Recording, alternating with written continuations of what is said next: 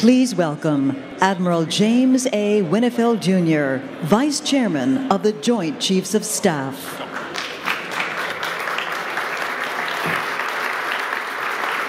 Thank you. Well, good afternoon, ladies and gentlemen. I have to tell you that that's the first time I've ever been introduced to Led Zeppelin music. But I'll make sure I tell my kids about that, because they'll think it's pretty cool. But it's really great to be up here in New York with such a distinguished and diverse group, focusing on the fascinating topic of collaboration and public-private partnerships. It might surprise you to know how important collaboration with private entities is to your military and how broad our partnerships really are. In the 2010 National Security Strategy of the United States, the President described partnerships between the public and private sectors as being critical to United States security at home and abroad. In fact, I would say that we in the military are one half of the ultimate public-private partnership, given our role in defending our nation's national security interests. We in the military encourage these partnerships because they lead to innovation and creative thinking. They pool our resources, expertise, and talent, and they allow both sides of the equation to share both risk and reward. As you will see, the rewards that our partners can find range from pure profit to the satisfaction that comes from helping others. And the rewards that we in the military find range from new technologies that enhance our ability to defend our nation, to better ways to help populations in need, to taking better care of our own people. Let's face it, we live in a rapidly evolving security environment with growing challenges, ranging from ambitious powers seeking to dominate their neighbors, to insecure authoritarian regimes seeking weapons of mass destruction for their own protection, to rapidly morphing terrorist threats that are threatening stability across a broad swath of our planet, to natural disasters that involve both physical and biological disruptions. As we confront these challenges on the canvas of such a chaotic environment, we find it important to have a constructive two-way conversation with a variety of organizations, big and small, profit and nonprofit, domestic and foreign. Public-private partnerships help both of us navigate our complex bureaucratic landscape and synchronize our efforts to effect real change.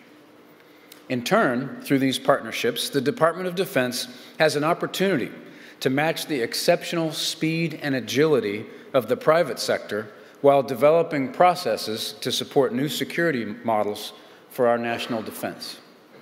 Your military is involved in literally thousands of these partnerships across the globe every day, and I'd like to touch briefly on three of them. First, maintaining a strong military capable of responding and adaptive to a very fluid security environment is contingent on having a solid industrial base. This may be our most vital partnership activity. We use some of the most sophisticated technology in the world, ranging from nuclear propulsion plants to state-of-the-art jet fighters. And our partnership in industry has to be strong. As an example of one such partnership, in 2012, the Defense Department established the National Additive Manufacturing Innovation Institute, better known as America Makes, in Youngstown, Ohio. America Makes focuses on helping America's three-dimensional printing industry become more globally competitive. And we in the military are actually now using these machines. For example, the Navy has roughly 70 additive manufacturing projects underway at dozens of locations. In April of this year, a 3D printer was installed aboard the amphibious ship USS Essex. The crew has printed everything from plastic syringes to oil tank caps to the silhouettes of planes that are used on the mock-up of the flight deck to keep the flight deck organized. Even though the Navy believes we're still several years away from being able to print actual spare parts for ships and airplanes, that day will surely come. In industry, we see General Electric producing complex jet engine valves using 3D printing, while Lockheed Martin is using this technology to make spare parts for the F-35 fighter. As important as partnerships are to maintaining our technological edge, they're equally important in how we care for the extraordinary young men and women who make up our military. And that's the second area that I'd like to highlight for you. During the past 13 years, more than 2.4 million of these young men and women have served in Iraq or Afghanistan. Successfully reintegrating them back into their communities requires collaboration among federal, state, and local governments, as well as community service providers, businesses, academia, and philanthropic organizations. Today, there are more than 40,000 private organizations supporting veterans and military families.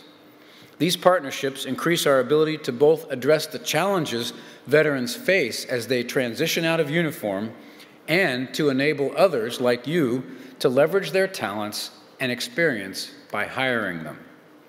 For example, in partnership with Direct Technology, Microsoft, and St. Martin's University, Joint Base Lewis McChord near Tacoma, Washington, offers a software engineer academy at the Installations Education Center. This 16-week program offers employment opportunities with direct technology upon completion. And this is only one example of the successful integration of public and private efforts to better address the transition and integration of our soldiers, sailors, airmen, Marines, and Coast Guardsmen when they come home. Another area of collaboration is in supporting and caring for our wounded warriors. The private sector has been very involved in our efforts to find new ways of treating the wounds of war, both those seen with advanced prosthetics and those unseen, like traumatic brain injury. The Defense Advanced Research Projects Agency, or DARPA, which is the master of partnering with the private sector, is collaborating with UCLA, the University of Pennsylvania, and the Lawrence Livermore National Laboratory to accelerate the development of technology to help service members and others overcome memory loss. The wireless implantable neuroprosthetics they're building could bridge gaps in injured brains to overcome memory deficits, not only for servicemen and women, but for civilians who are injured as well. But our collaboration doesn't stop there. This very week, the Warrior Games are being held in Colorado Springs, Colorado. This week-long Paralympics has been hosted by the U.S. Olympic Committee and sponsored by Deloitte and other generous donors for the past 4 years. Many of the wounded warriors there will tell you that preparing for a competition in which they are treated as elite Olympic-style athletes has literally saved their lives. And the Fisher House Foundation, founded by Zachary and Elizabeth Fisher right here in New York, and continued by their wonderful nephew, Ken Fisher, has been an extraordinary partner in taking care of our families with hospices right on the grounds of our military and veterans hospitals, where family members can stay for free to help take care of their wounded, ill, or injured loved one.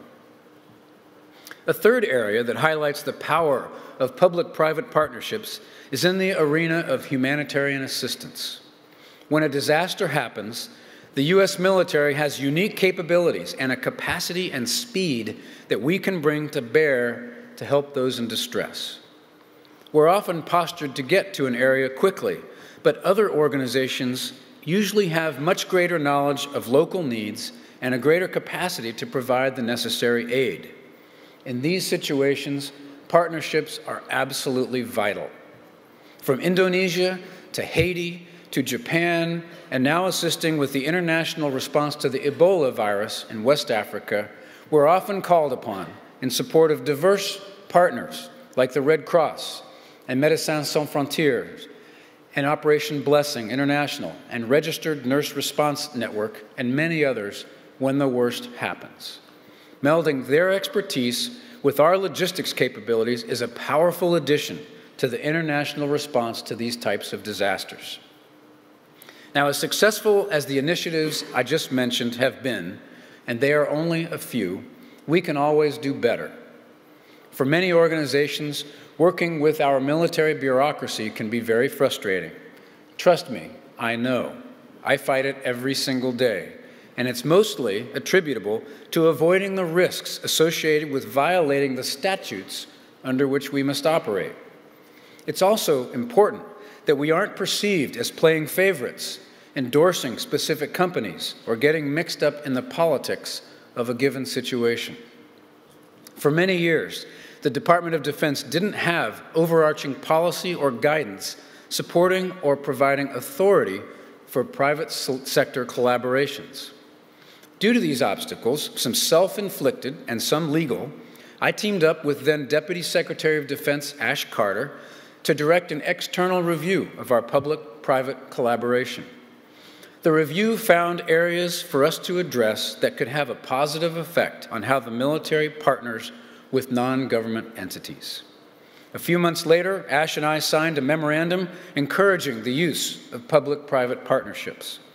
Following its release, we established a joint public-private partnership working group to create a hub of collaboration with federal agencies and the private sector. The working group is establishing a common mechanism for streamlining, developing partnerships, including standardizing processes, designating a single point of contact at each command and service, and building a central database of partnerships for sharing best practices and lessons learned. These efforts are important, but the most significant work of this group has been drafting comprehensive guidelines to identify the fundamental value and priorities of partnering with the public sector. And I expect this draft to be signed in the coming weeks. This year alone, the U.S. military will host and participate in more than 20 formal public-private partnerships, bringing together thousands of industry, government, and non-government leaders. But as important as it is for me to affirm our military's commitment to deepening our partnerships with you, I would be remiss if I didn't close by thanking you for your support for the thousands of young men and women every day who wear the cloth of our nation, many of whom are deployed around the world at this moment, many of them in harm's way. This nation has bent over backwards to honor them and thank them and even hire them, and you can't begin to imagine how much we appreciate it. I look forward to continuing the dialogue and to broadening and deepening the public-private partnerships that serve our national interests and those who serve our nation as well. Thank you very much.